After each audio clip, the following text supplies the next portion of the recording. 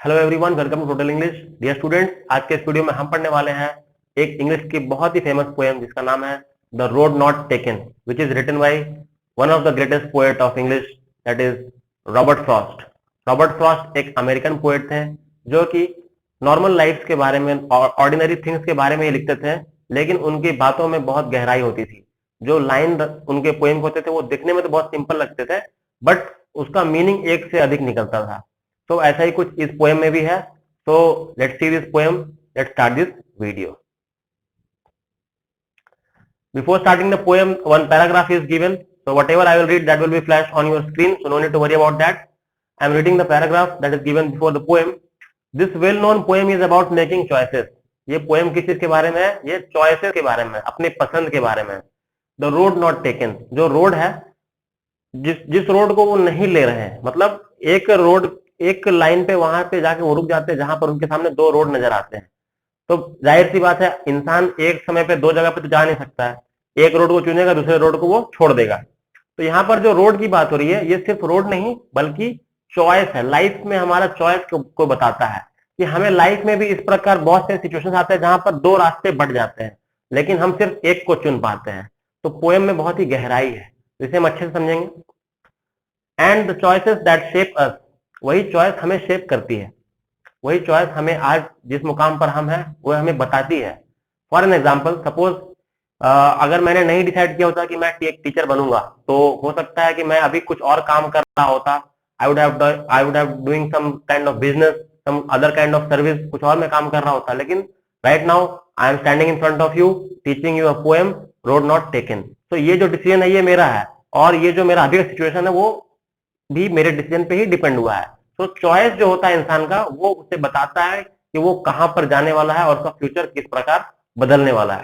ठीक है, बहुत ही अच्छी बात कही गई है। Robert Frost is an American poet who right simply but insightfully. वो सिंपल लैंग्वेज में लिखते हैं, एक अमेरिकन पोएट है, लेकिन इनसाइटफुली मतलब वो बहुत क्लेवर वे में लिखते हैं कि एक लाइन का बहुत अधिक अर्थ निकल जाता है, बहुत अच्छी अच्छी बातें उसके अंदर से निकल कर आती है, जो हम इस पोएम में भी देखेंगे। अबाउट कॉमन ऑर्डिनरी एक्सपीरियंसेस, आम दिन की बातों को ही बताते हैं, लेकिन उसमें बहुत अच्छा एक मीनिंग बता देते हैं। Let's see the first stanza. Two roads diverge in a yellow wood, दो रोड है जो डाइवर्ज हो रहे हैं। डाइवर्ज होना मतलब बढ़ जाना, दो अलग अलग दिशाओं में। इन अ येलो वुड, जैसे कि मैं एक फोटो बना के दिखाता हूं आपको। ड्राइंग कुछ खास नहीं है मेरी, but still I am trying.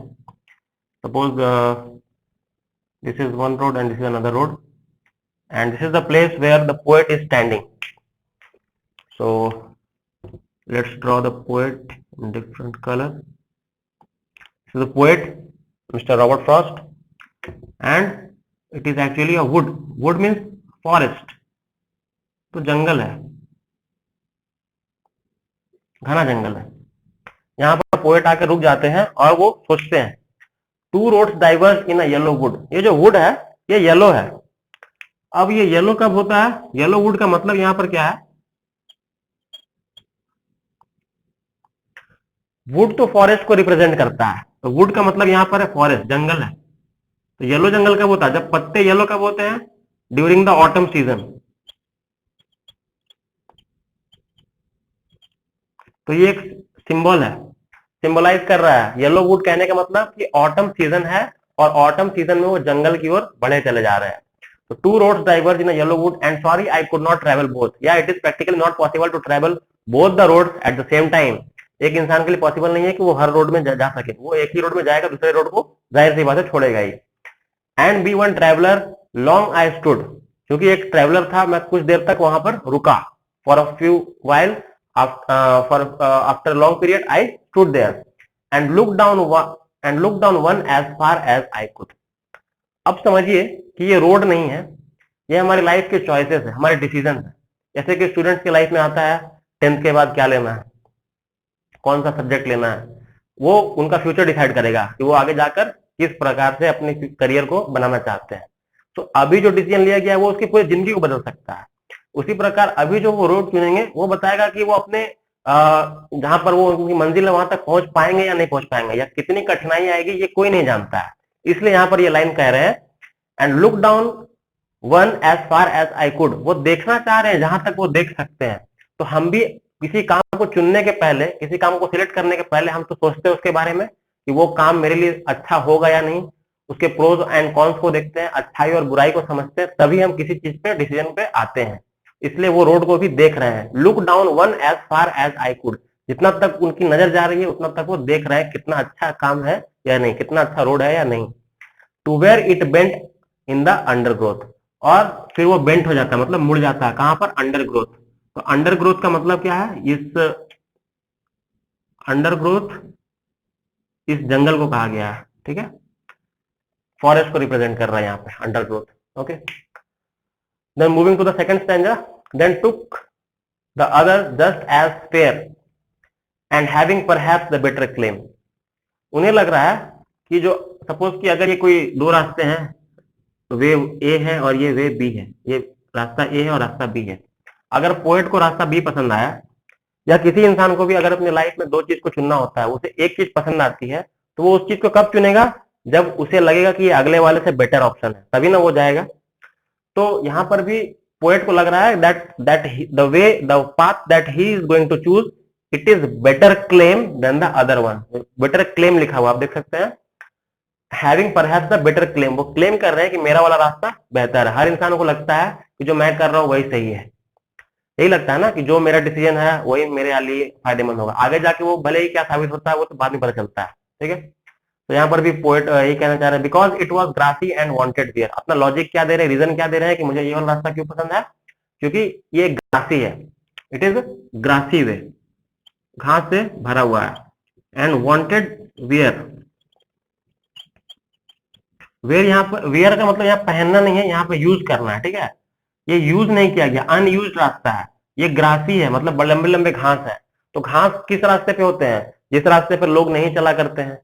जहां पर लोग चला करते हैं वो तो रास्ता बन जाता है, घास वहां के टूट हट जाते हैं, वो एक वे बन जाता है। लेकिन घास है तो वो अनयूज है। देखिए यहाँ पर भी एक थिंकिंग बताई गई है कि कुछ लोगों का सोच कैसा होता है।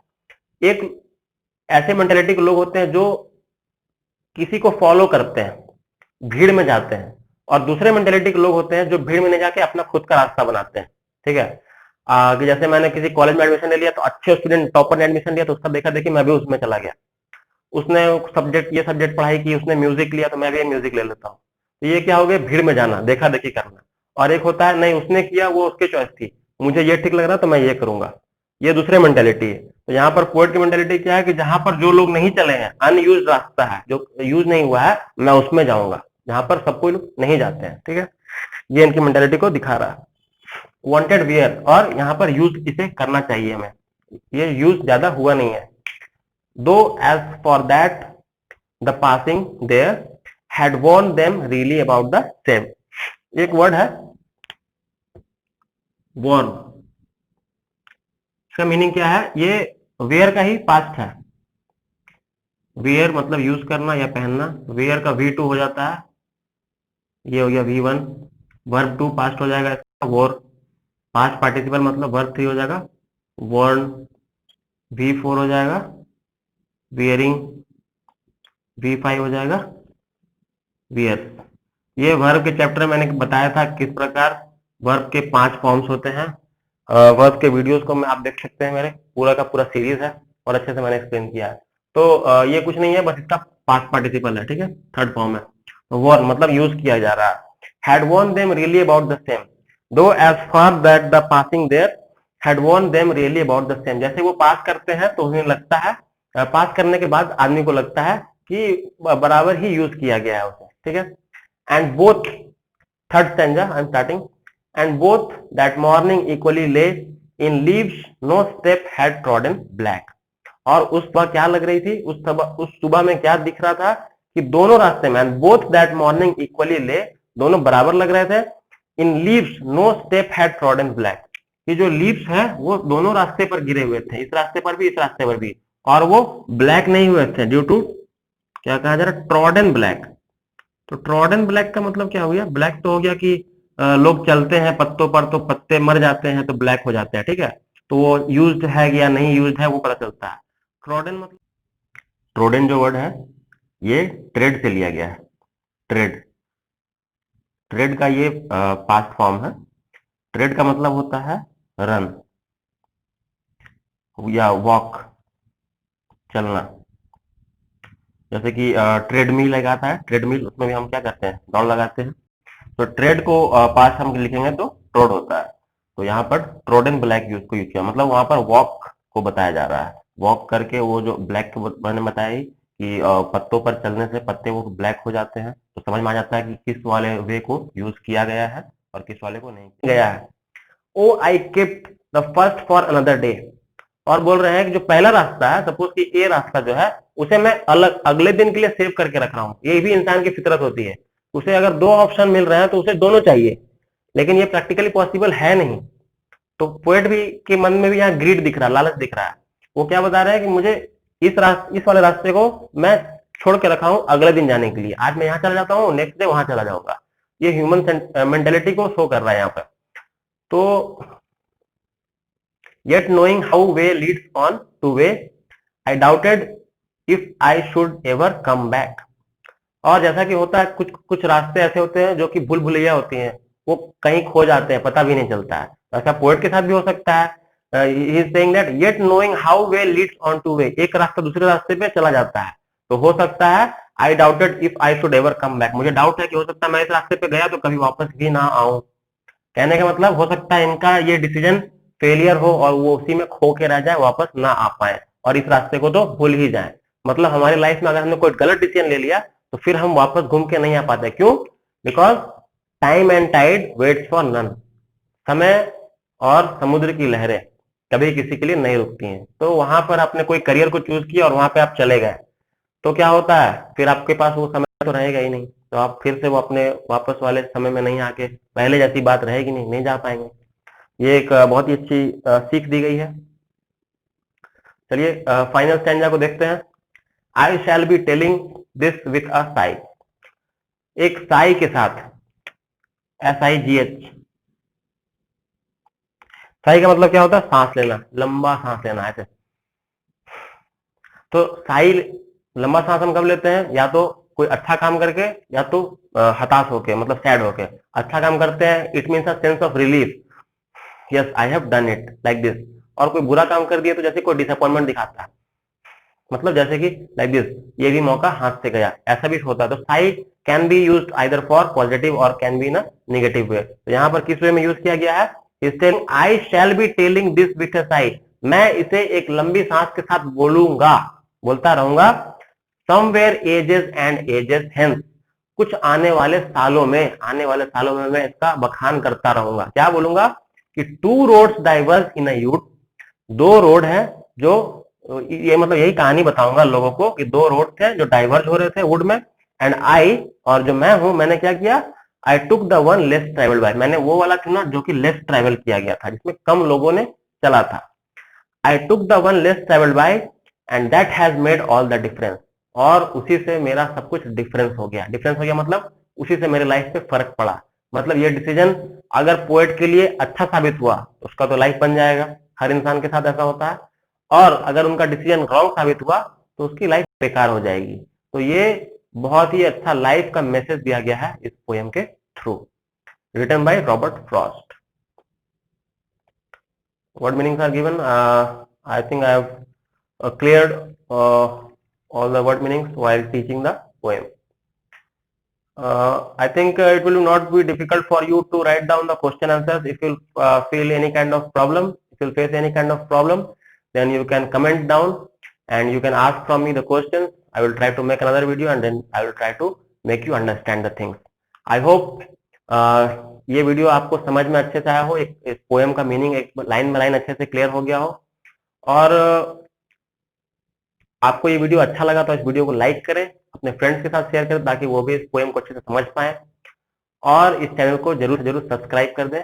Thank you so much, that's all for today.